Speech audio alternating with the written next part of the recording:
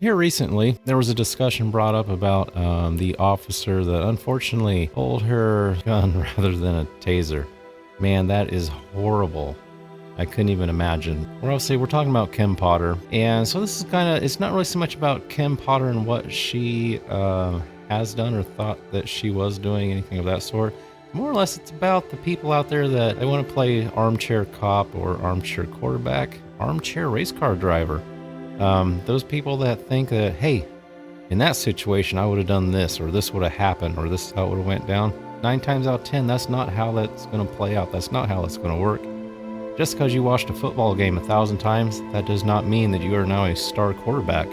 Likewise, just because you watched Cops, where you think that because you got your concealed carry permit or you got an open carry permit, that doesn't make you a cop. That doesn't make you go through all the training they have. And even years of training, man, you're still going to have things where that's just simply not going to play out the way that you think it's going to play out in your little fantasy scenario. So here's Agent Phillips. He's talking about, some real life experiences, and I think it's definitely worth listening to, and maybe you'll learn something from it. And yeah, again, I feel sorry for Kim. I mean, she's obviously ruined her career, and she has ended somebody's life. Both very tragic and horrible things to happen. My 2 cents on the whole entire take, again, it's probably not going to be very popular, but I feel as if what the media had left out is this guy was not obeying the law. And I think as soon as you disobey the law and you start fighting, you start resisting, now you've taken off in a vehicle, that is actually considered it's a weapon. I'm sorry, that's exactly what it is. So would it have been okay for this guy to take off in the car, maybe even get in the car and get a gun?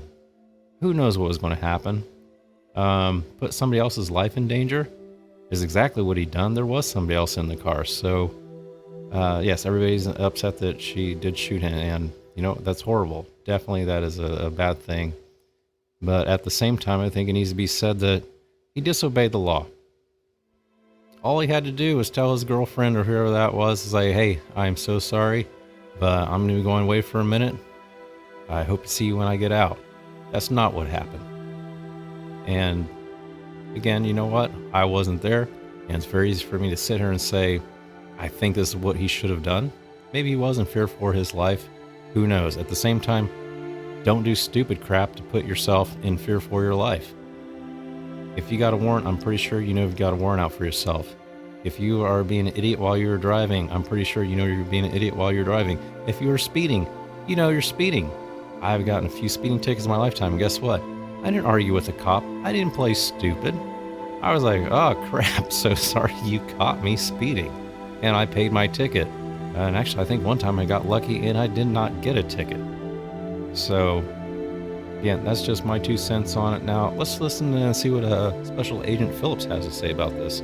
Not necessarily about Kim Potter and what she had done, about more or less how easy it may be, or maybe how difficult it may be to draw the wrong weapon or use the wrong, I don't know, judgment at the time. It's hard to say. Welcome to the hard reset. What just happened? It's a training issue. It's what we call a training scar. Training scar is where they say when you train somebody, it takes, I can't remember what it is, like 10,000 repetitions or something to gain muscle memory. So, and I'm talking from my firearms experience, being like an instructor and whatnot.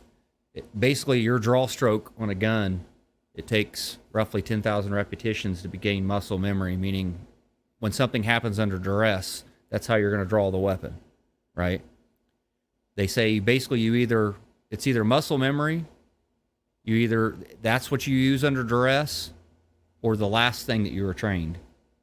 So in other words, if you, that one day before all this shit went down, if you're a learner and that's how you pick it up, is the last time that you went to the range, you were playing fuck around, grab ass, and you're fucking quick drawing, and like, that's what you're going to do when shit goes sideways. Because we literally, if you don't know, when shit goes sideways, again, there's been studies out there of when shit goes sideways, we have a part of this brain function that spikes that literally takes us back to caveman times. It is a self-preservation thing. We have all these traits that are still rattling around that's back from caveman days, and now they're only spiked, or they only surface when really shit, when life-threatening, real, when our brain perceives that we're going to die. Do you get like superhuman strength and you pick a fucking car off of somebody, or again, auditory exclusion, tunnel vision, things appear to be in slow motion. Those are all things. Your blood pressure spikes to the point to where you have so much blood pressure on the back of your eyes that you hyper focus on the threat.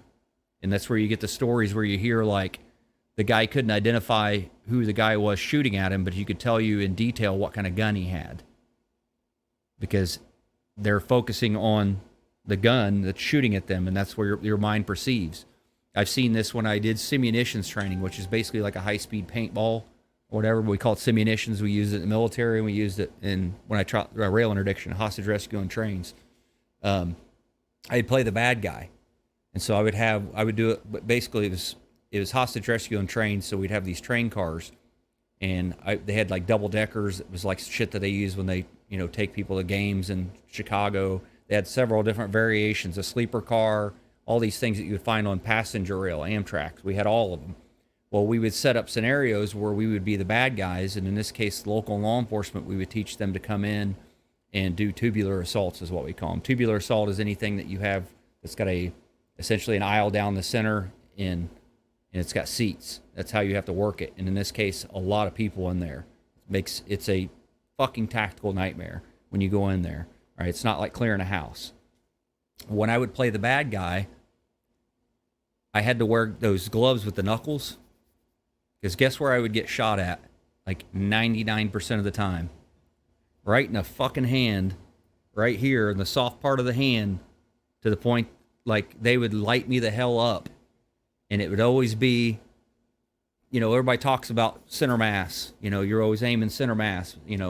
All these stories about, why didn't you shoot him in the leg and blah, blah, blah.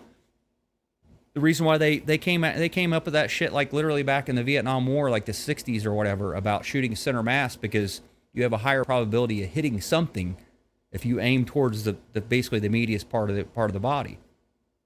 So trying to pick out a leg and shoot something, depending on who they are, it's like this wide. Your mind's not perceiving that. If they start shooting at you, or if you see a gun presented, again, your brain snaps into this thing. You get hyper focused. Auditory exclusion. In other words, the blood pressure builds up so much on the back of your ears because you're, over 200 beats a minute or some shit like that, that literally cuts off your hearing, right? A lot of times, like in my case, I got in a gunfight in a hallway in Iraq in 2003. I remember hearing my first shot, and I remember hearing his first shot, and then my first shot, and I don't remember any of the rest of the rounds that were exchanged. And it didn't come back to me until after it was all said and done. And he fired something like 27 rounds in a hallway that was about, you want to talk about like some jewel shit from like, fucking religious experience. He shot all around me or whatever, and then I managed to shoot him 3 times. And, obviously it was into the road for him, but my hearing didn't come back until I stepped out. We would literally cleared the rest of the house, and when I came back outside, my hearing came back, and it was instantly like it was that like, and then I started smelling cordite, like burnt gunpowder from us, all this fucking dust and shit. People don't realize, like, when you shoot inside of a house, all that shit swirls around. You can smell all that, all that gunpowder and whatever. And that was a self-preservation thing that literally dates back to caveman times. This shit kicks in. So like when those things happen and they're judging somebody, well, why didn't you grab, why'd you grab the gun and not a taser or whatever? There's one out there somewhere. I swear I want to say it was maybe Amtrak PD, but I'm probably talking out of my ass. For whatever reason, that's the visual I'm thinking in my mind. But they got a guy down basically on a platform. They call it like a platform outside of a train. And the dude's wrestling around with a guy, with another officer, and he pulls out his pistol, and you hear him say, taser, taser, taser. Boom! Fucking shoots the dude, right? In his mind, he had pulled out the taser, and in his muscle memory from being training, and that's a training thing that they say, taser, taser, taser. The reason why you say it and you say it loud like 3 times is because if you're on top, if you're a good guy and you're on top of this guy and they shoot that guy with the probes from the taser, you're gonna fucking ride the lightning too. That's the way electrical shit works. And so they'll yell taser, taser, taser, hoping, maybe at the last minute you'll get away from this guy before they put the taser on him, before the probes go out and, ride the lightning. And so they'll say taser, taser, taser, where you hear this dude do that and boom. And then you see the expression on his face, because then he immediately realizes when you pull out a taser and you squeeze the trigger, it's like, you'll hear it like, go through the 5-second cycle or whatever that it does when you fire it. Well, he pulls out and it goes bang, and he feels the recoil of the gun and all this kind of shit. Fucking light bulb goes on. Oh shit. Like you can tell it was like the fucking butthole slap shut. He knew immediately when he felt that recoil from the gun versus no recoil from a taser. But up until that very point that he pulled the trigger, he actually says taser, taser, taser before he shoots the guy. Same thing. That's the reason why from that point on, most departments changed their policy where you could not wear the taser on the same side that you had your firearm. Because back in the day, they would do like taser, and some of these other ones had literally like a thigh rig. So you would have your duty holster, but then they would have a drop leg that literally tied underneath your duty holster, and the strap came down, and the taser would be mounted underneath, your pistol. And the thought process is that it was always on your strong side. So you could, use it so you're not trying to do some fancy whatever cross draw, which is a lot harder under duress. Nowadays, that's the way everybody carries them, is in a cross draw. So you have your pistol on one side, and it's basically, you'll see them like angled, across here, or you'll even see them on the chest, or like my case, I wear a plate carrier, and I wear plain clothes, but I wear a plate carrier. If I have a taser, it'll be on the right-hand side facing this way, so I can reach across and cross draw it if I need to, but it's not down here where my pistol's. It's not anywhere fucking near where my pistol's at. And in this case, I can't remember. I don't know if I've seen the footage of that actual incident of that lady. I'm curious as to where her taser was in relation to her pistol. So